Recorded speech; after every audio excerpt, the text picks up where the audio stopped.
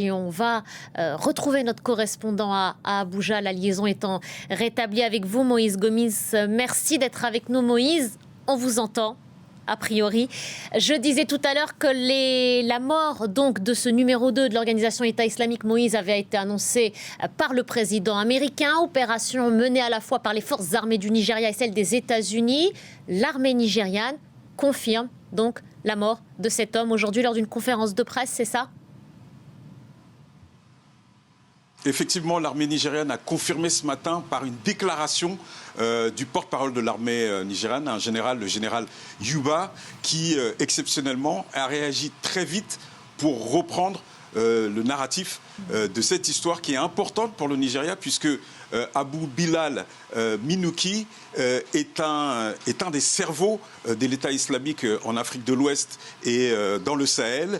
Il venait d'être nommé à cette position de chef de la direction générale de tout l'État islamique mondial.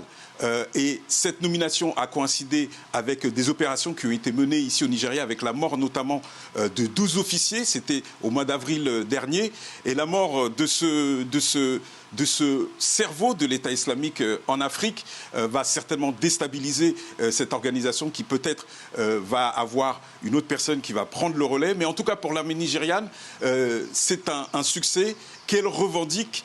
Et elle montre aussi à son partenaire américain qu'elle est en capacité d'agir en collaboration avec des partenaires internationaux. Et donc le Nigeria communique énormément aujourd'hui. Même le président Bola Ahmed Tinubu a mis un post sur les réseaux sociaux pour communiquer autour de la mort de ce cerveau de l'État islamique au Nigeria et dans la galaxie mondiale de l'État islamique.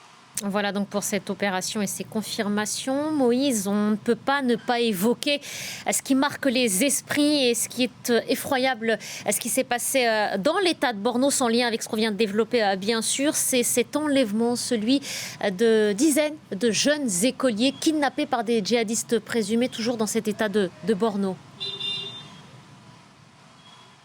Effectivement, l'état de Borno est touché à nouveau par un enlèvement de masse dans une école. Ça s'est passé hier.